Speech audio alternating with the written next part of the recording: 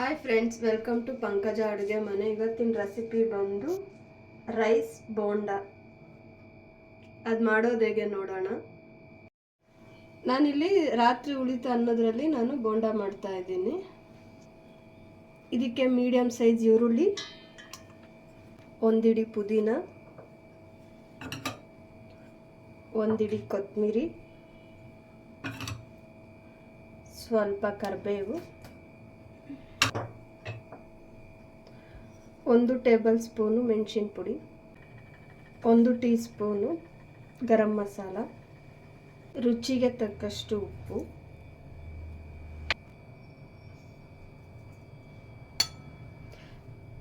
ನಾಲ್ಕು table spoon ಅಷ್ಟು ಕಡಲೆ ಹಿಟ್ಟು, 1 ಟೇಬಲ್ ಸ್ಪೂನು ಆಯಿಲ್. ಈಗ ಇದಿಷ್ಟನ್ನು ಮಿಕ್ಸ್ ಮಾಡ್ಕೊಳ್ಳೋಣ ನೀರು ಹಾಕದೆ.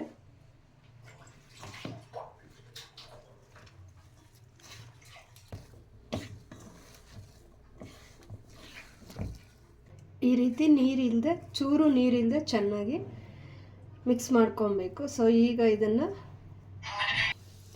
ಈ ರೀತಿ ಎಲ್ಲ ರೌಂಡ್ ಮಾಡಿ ರೆಡಿ ಮಾಡ್ಕೊಳ್ಳೋಣ. ಈ ರೀತಿ ಎಲ್ಲ ರೆಡಿ ಮಾಡಿ ಇಟ್ಕೊಂಡಿದ್ದೀನಿ. ಈಗ ಇದನ್ನು ಎಗ್ಗಲ್ಲಿ ಡಿಪ್ ಮಾಡೋಣ.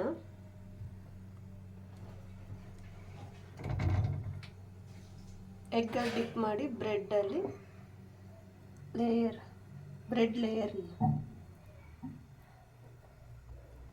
ಈಗ ಎಣ್ಣೆ ಆಲ್ರೆಡಿ ಕಾಯ್ದಿದೆ. ಸೊ ಈಗ ಇದನ್ನು ಫ್ರೈ ಮಾಡೋಣ. ಈಗ ಇದನ್ನು ಬ್ರೌನ್ ಕಲರ್ ಆಗೋವರೆಗೂ ಸಿಮ್ಮಲ್ಲೇ ಸ್ವಲ್ಪ ಫ್ರೈ ಮಾಡ್ಕೊಳ್ಳೋಣ. ರೈಸ್ ಬೋಂಡ ರೆಡಿಯಾಗಿದೆ, ನೋಡ್ತಾ ಇರ್ಬೋದು. ಕ್ರಂಚಿಯಾಗೂ ಇದೆ, ಸಾಫ್ಟ್ ಆಗೂ ಇದೆ. ಸೊ ನಾನಿಲ್ಲಿ ಚಟ್ನಿ ಮತ್ತು ಸಾಸ್ ಒಟ್ಟಿಗೆ ಸರ್ವ್ ಮಾಡ್ತಾ ಇದ್ದೀನಿ. ನೀವು ಯಾವುದ್ರೊಟ್ಟಿಗನ ಸರ್ವ್ ಮಾಡ್ಕೋಬೋದು. Thank you for watching the video. Like, comments, share, subscribe ಮಾಡಿ ಫ್ರೆಂಡ್.